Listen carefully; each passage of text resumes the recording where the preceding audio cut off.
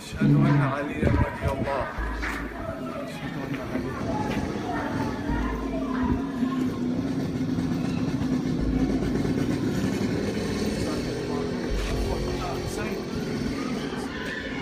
بسم الله الرحمن الرحيم.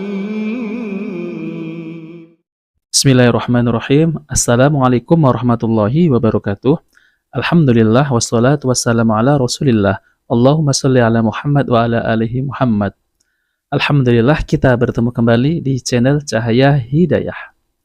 Nah, teman-teman semuanya, jadi di video kali ini saya akan mereaksi, yaitu ada satu video.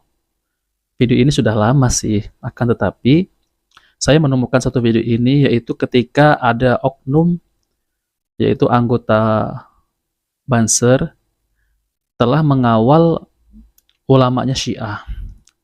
Yang saya aneh, ulama Syiah ini, dia ini mengkafirkan seperti para sahabat, yaitu sahabat Abu Bakar, kemudian mengkafirkan sahabat Umar, Utsman, dan Muawiyah. Nah, akan tetapi, kenapa kelompok takfir yang sebenarnya ini ya disambut dengan mesra oleh oknum Banser? Nah, teman-teman semuanya, mari kita saksikan videonya ya. أشهد أن عليا رضي الله. أشهد أن عليا. Jadi ini adalah tokoh Syiah yang pernah ke Indonesia ini di depan umum mengaku sebagai imam perdamaian ya. Jadi tokoh yang dikawal oleh Banser ini, dia mengaku sebagai tokoh perdamaian dan sangat mendambakan persatuan, yaitu Ahlus Sunnah dengan kelompok Syiah. Mari kita lanjutkan ya.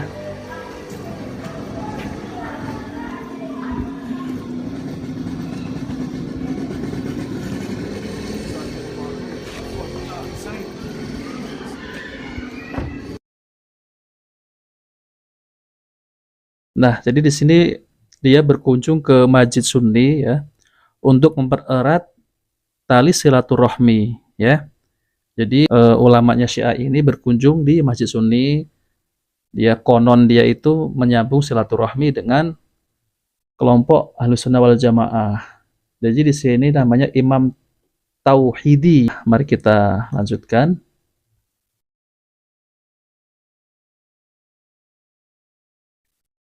Dia bertemu dengan ketum PBNU, ini dah lama yang dulu ya, dan memperlihatkan wajah ramah damainya ternyata. Kemudian ya, dia ini mendapat medali emas penghargaan di konferensi internasional, yaitu para pemimpin agama karena sikap penuh toleran dan damai, tapi ternyata ini cuma takiyah ya.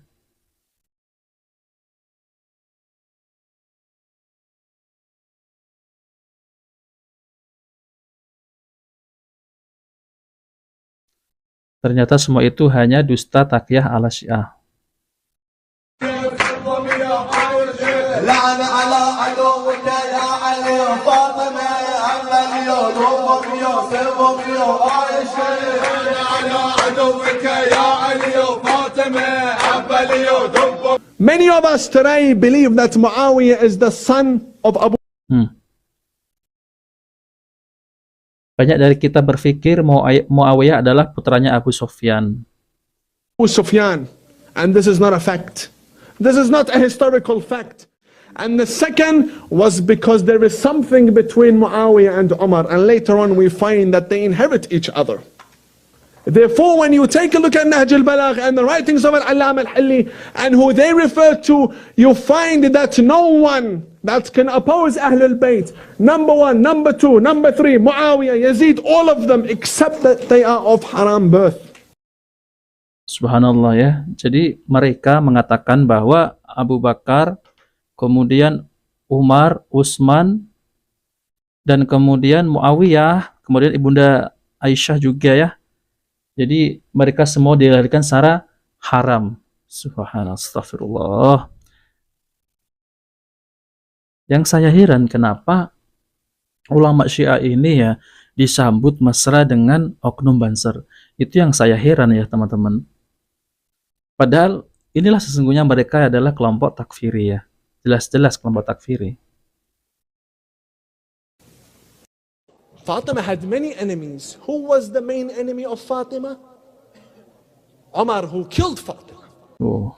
This entire universe only exists because of la'nat bar Umar. Nah, ini yang tadi yang orang yang dikawal oleh Banser ya. Orang-orang Syiah ini memanggil kita, orang-orang yang memerangi Syiah ini, dengan nyebut kelompok takfiri. Betul, saudara-saudara dengar? Sekarang biasa disebut sebagai takfirisme. Kecenderungan satu kelompok orang untuk mengkafir-kafirkan orang lain yang berbeda faham atau berbeda pandangan dengan dia. Dan gejala ini menurut saya sungguh sangat memprihatinkan, merupakan ancaman global, dan salah kalau orang menganggap bahwa negeri kita ini bisa bebas dari ancaman takfirisme. Semestinya dia yang kelompok takfiri ya, yang mengkafirkan para sahabat ya, yang resikonya luar biasa besar. Mereka menyebut kita ini kelompok takfiri. Apakah benar? Tapi justru orang-orang Syiah ini mengkafirkan orang-orang yang dipuji oleh Rasulullah, dipuji oleh Rabbil Alamin. Jadi kata Habib Ahmad Zain Al-Kaf ya, orang-orang Syiah ini mengkafirkan orang yang dipuji Rasulullah SAW seperti para sahabat ya, Masya Allah ya, yaitu Abu Bakar ya, Abu Bakar Asy-Syiddiq ini dikafirkan oleh orang-orang Syiah. Kemudian sahabat Umar dikafirkan oleh orang-orang Syiah. Sahabat Utsman dikafirkan. Padahal sahabat ini sudah dijamin masuk surga oleh Allah Subhanahu wa taala. Kenapa kok bisa dikafirkan kelompok Syiah? Ya. Bahkan Ibunda Aisyah juga ya. Dan sahabat Umar juga dituduh membunuh Fatimah. Bahkan orang-orang Syiah ini menfitnah sahabat seperti Abu Bakar, kemudian Umar, kemudian Utsman, ini merebut kekuasaan. Maksudnya setelah peninggalan Rasulullah SAW ya, kata beliau, setelah peninggalan Rasulullah maka nanti khalifah akan diganti oleh sahabat Ali. Ini adalah khurafatnya orang-orang Syiah. Nah teman-teman semuanya, jadi kita akan mengambil ilmu dari Ustadz Dr. Firanda Andirja MA Hafidhullah Ta'ala, yaitu tentang khurafatnya orang-orang Syiah ini. Kenapa orang-orang Syiah ini mengkafirkan para sahabat Nabi SAW yang sudah dijamin masuk surga, seperti Abu Bakar dan lain-lain. Orang yang menyaksikan bahwa Abu Bakar, Umar menjadi khalifah, ini sahabat semua dihukumi kafir. Subhanallah, ini sangat ngeri sekali ya teman-teman semuanya. Semestinya yang takfiri itu bukan salafi yang dituduh takfiri ya, bahkan kajiannya dibubarkan. Sesungguhnya yang takfir itulah orang-orang Syiah. Nah, mari kita dengarkan ya penjelasan dari Ustadz Dr. Firanda Andirja MA Hafidhullah Ta'ala. Ali bin Abi Thalib. Itu disampaikan di mana? Disampaikan di Al-Ghadir. Makanya orang-orang Syiah punya hari Id yang ketiga, Idul Fitri, Idul Adha sama Idul Ghadir. Kenapa? Karena disitulah Nabi memberikan wasiat di hadapan para sahabat bahwasanya yang akan menjadi penggantiku setelah aku meninggal dunia adalah siapa? Ali bin Abi Thalib. Ini khurafat mereka. Awal daripada khurafat mereka. Kemudian ya, ternyata waktu Nabi SAW meninggal dunia, siapa yang diangkat menjadi khalifah? Abu Bakar radhiyallahu anhu. Nah, ini musibah bagi Syiah ya. Menurut Syiah yang harusnya jadi pemimpin adalah Ali bin Abi Thalib. Berarti Abu Bakar telah merebut ya, telah kufur kepada wasiat Nabi SAW. Nabi suruh dan Abu Bakar dan para sahabat hadir di Al-Ghadir bahwa saya yang menjadi penggantiku adalah Ali. Ternyata Abu Bakar kufur. Setelah Abu Bakar kufur, Umar kemudian mengambil kepemimpinan, kufur juga kepada Ali. Kemudian Umar kufur, Utsman juga ngambil kepemimpinan dari siapa? Merampas kepemimpinan daripada Ali. Sehingga tiga ini kafir. Dan seluruh sahabat tatkala mengangkat Abu Bakar sebagai pemimpin, maka mereka semua murtad tatkala itu. Apa dalilnya? Ya. Kata Allah Subhanahu wa taala, "Wa Muhammadun illa rasulun qad khalat min qablihi rusul afa immata aw qutilan qalabatum ala aqabikum." Tidaklah Muhammad kecuali hanyalah seorang rasul, telah berlalu rasul-rasul sebelumnya yang mereka juga meninggal dunia. Apakah jika Nabi Muhammad meninggal dunia atau terbunuh, kalian akan murtad? Ya, kata mereka ini ayat menunjukkan sahabat murtad semua tatkala itu. Tatkala Nabi apa? Dan ayat tadi juga enggak ada hubungannya dengan masalah wasiat, tapi mereka gatok-gatokkan sebagaimana kalau kita bilang tafsir gatok ya. Jadi dari sini mereka mengkafirkan para sahabat. Dan seluruh sahabat yang membenarkan Abu Bakar, maka mereka juga kafir. Dan semua yang mengimani Abu Bakar adalah khalifah yang pertama, semuanya kafir. Kenapa? Karena berarti akidah mereka tentang Imam 12 hancur. Karena imam pertama harusnya siapa? Ali bin Abi Thalib. Maka sebelum Ali bin Abi Thalib tidak ada yang boleh sah. Yang sah cuma 12 imam. Paham? Paham tidak? Paham. Maka dari sini antum tahu bahwasanya Ahlus Sunnah atau Muslim Islam dan Syiah tidak mungkin bersatu. Kenapa saya katakan? Islam dibangun di atas meyakini sahabat adalah orang-orang yang udul, yang adil. Orang-orang yang terpercaya. Kenapa? Karena Al-Quran dan Sunnah sampai kepada kita melalui siapa? Para sahabat. Sementara agamanya Syiah tidak mungkin berdiri kecuali para sahabat kafir. Saya ulangi. Agama Syiah tidak mungkin berdiri kecuali para sahabat apa? Kafir. Kalau para sahabat tidak kafir berarti Abu Bakar sah. Kalau Abu Bakar sah berarti agama Syiah buyar. Nah, teman-teman semuanya, jadi kita sudah mendengarkan penjelasan dari Ustaz Dr. Firanda Anirja MA Hafidhullah Ta'ala. Jadi, alasannya Syiah mengkafirkan para sahabat seperti Abu Bakar. Nah, ini nih. Jadi orang-orang Syiah ini mengkafirkan para sahabat dengan berdalil yang tidak nyambung, yang seperti Ustaz Dr. Firanda Anirja MA Hafidhullah Ta'ala tadi jelaskan. Jadi dia mengambil dalil dari Al-Quran, kemudian cok gali cok gitu ya. Jadi cocok logi.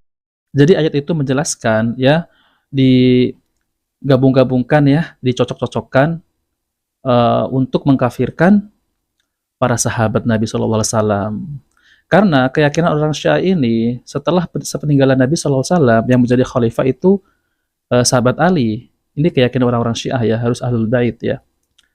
Dan kemudian Abu Bakar ternyata diangkat menjadi khalifah.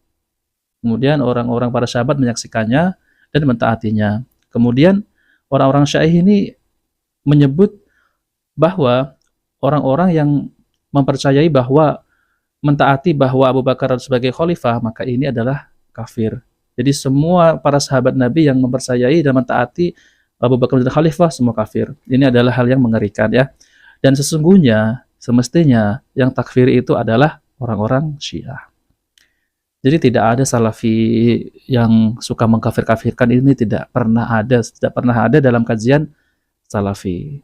Bahkan dalam kajian-kajian Salafi ini tidak mudah untuk mengkafirkan kaum muslimin karena pertanggungjawabnya berat, harus ada hujah, harus ada ijma yang menyaksikannya ya. Jadi itu tidak benar ya teman-teman ya.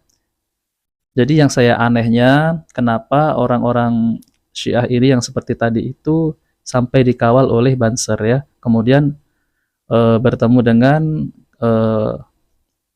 mantan ketua PBNU ya.